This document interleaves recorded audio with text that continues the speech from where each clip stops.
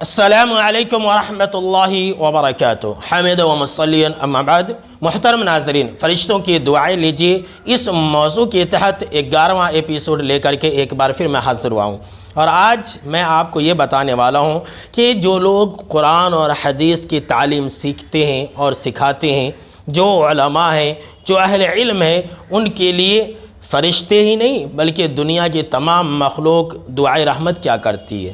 جی ہاں میرے دوستو، آج ہمارے سماج اور معاشرے کے اندر دینی علم سیکھنے والوں کو، سکھانے والوں کو حقیر سمجھا جاتا ہے، عالموں کو حقیر سمجھا جاتا ہے اور انہیں گری ہوئی نظر سے دیکھا جاتا ہے۔ حالانکہ یہ جو لوگ ہوتے ہیں یہ دینی علم سے، دینی علوم سے، قرآن و حدیث سے کافی دور ہوتے ہیں۔ تو جو لوگ بھی اہل علم سے نفرت کرتے ہیں انہیں یہ بات آج سن لینی چاہیے کہ ایسے لوگوں کا خود نقصان ہے۔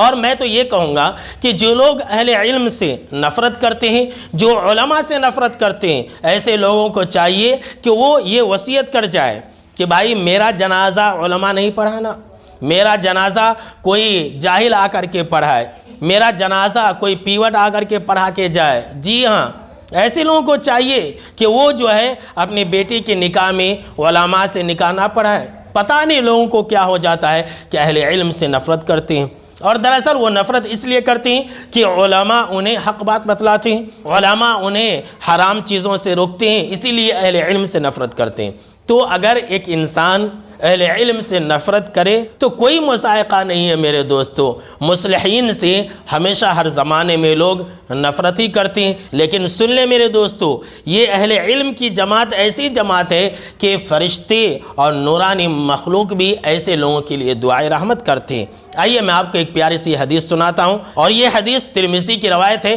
حدیث نمبر 2685، اور اس حدیث کو علامہ البانی رحمہ اللہ نے بالکل ہی صحیح کہا ہے۔ فرمایا جناب محمد عربی صلی اللہ تعالیٰ علیہ وسلم نے کہ ان اللہ و ملائکتہ و اہل السماوات والارضین، کہ بے شک اللہ رب العالمین اور اس کے فرشتے اور زمین اور آسمان کی تمام مخلوق، جی ہاں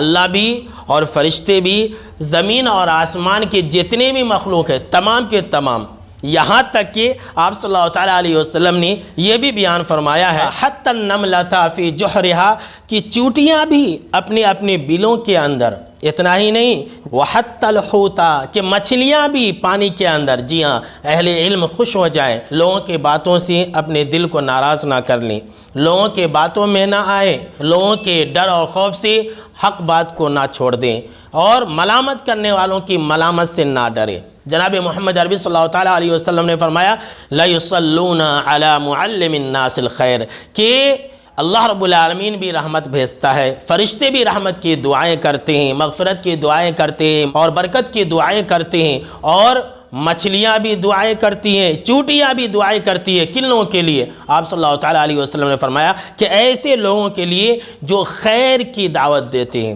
جو خیر کو سکھانے والے ہیں، جو علم دین کو سکھانے والے ہیں، جو قرآن کو سکھانے والے ہیں، جو حدیث کو سکھانے والے ہیں، ان لوگوں کے لیے دنیا کی تمام مخلوق رحمت کی دعا کرتی ہے۔ تو ہے نا میرے دوستو بہت ہی بہترین چیز، لہٰذا اہل علم کو خوش ہونی چاہیے کہ دنیا کے لوگ اگر ان کے خلاف اول فول بکتے ہیں تو کیا ہو گیا، اللہ ان کے لیے رحمت نازل کرتا ہے، فرشتے ان کے لیے دعائیں کرتے ہیں۔